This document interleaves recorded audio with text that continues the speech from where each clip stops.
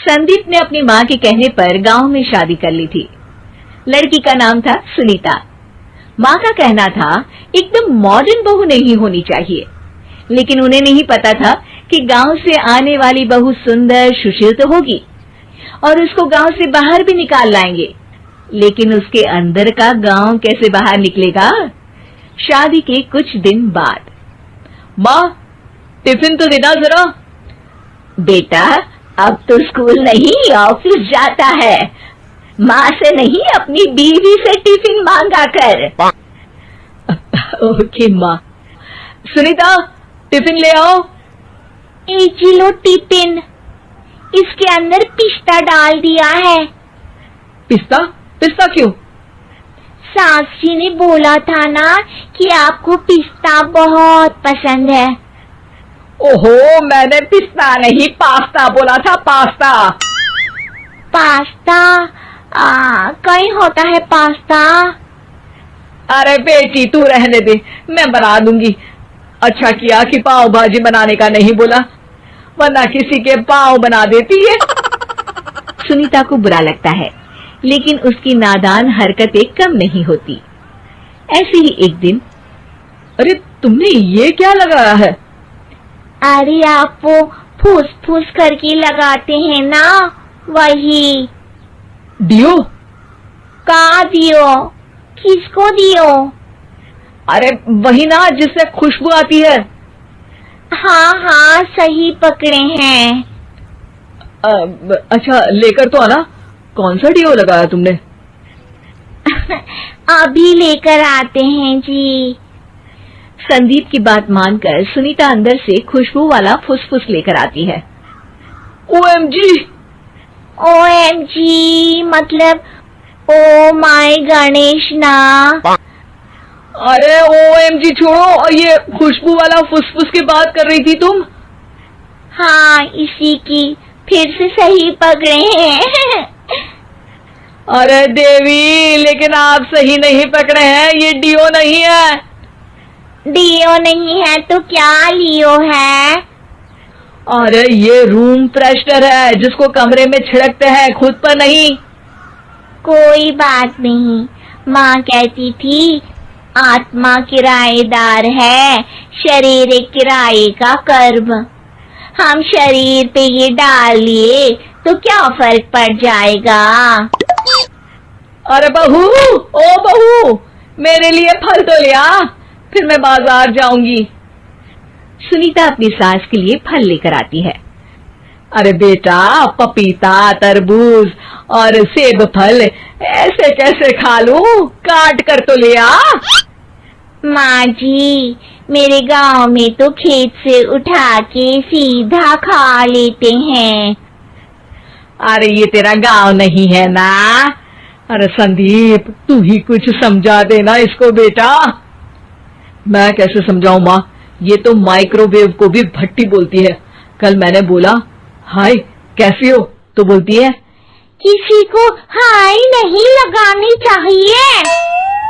अरे सुनीता, तेरा क्या होगा? अभी तो कैसे बताऊं माँ जी, अभी हम कुछ करेंगे फिर पता चलेगा क्या होगा, लड़का या लड़की। हे भगवान, कहाँ से आ गई है?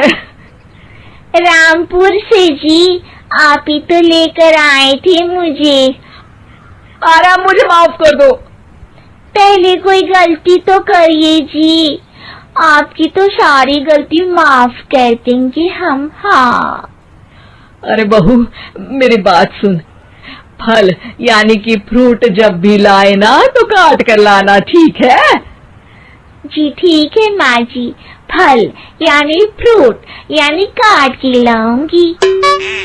सुनीता रोज ही कोई ऐसी हरकत कर देती जिसकी वजह से उसे घर में दो बातें सुननी पड़ती।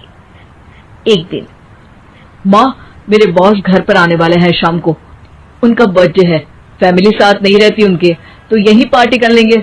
उनको अच्छा लगा तो शायद मेरा प्रमोशन भी हो जाएगा। मैं ना फ्रूट केक लाकर फ्रिज में रख दूंगी और तेरे साथ आज खाना मैं बनाऊंगी, ताकि जब साहब आए तो खाने में कोई गड़बड़ ना हो। शाम को जब सारी तैयारियां हो जाती है, संदीप के साथ बड़े साहब भी घर आते हैं। फ्रूट केक तो ले आना बहू, फिर खाना खाएंगे। अरे इस सब की क्या जरूरत थी, आपने बुलाया वही काफी है।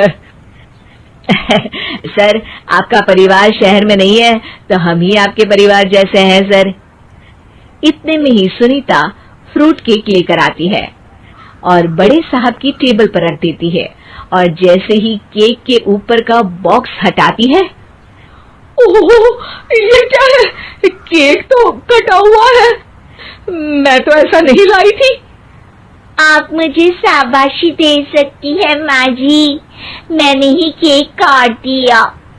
आपने कहा था ना, फल यानी फ्रूट यानी हमेशा काट के लाना, तो फ्रूट केक भी तो फ्रूट ही है ना, तो मैंने पहले ही काट लिया। होना मैं समझदार। अरे बहू, ये क्या किया? केक हमेशा वही काटता है जिसका जन्मदिन होता है। तुझे एक बात भी समझ नहीं आती, एक नंबर की बेवकूफ है। पूरा माहौल बिगड़ चुका था। संदीप को लगने लगा था कि साहब उसे प्रमोशन तो दूर की बात है, कहीं डिमोशन ना दे दे, लेकिन साहब बीच में ही बोल पड़ते हैं।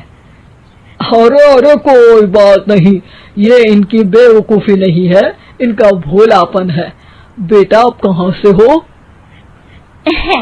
रामपुर गांव से।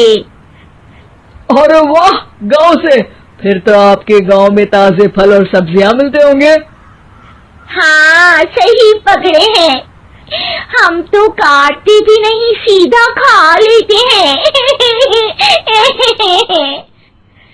मैं ना एक बार तुम्हारे गांव घूमने जरूर चलूंगा। क्यों संदीप, ले चलोगे ना? मुझे गांव घूमना बहुत पसंद है।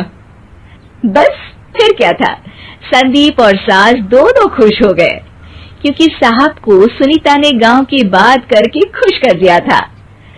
अब संदीप का प्रमोशन पक्का था। शिक्षा, कभी भी किसी भी गलती पर घबराना नहीं चाहिए।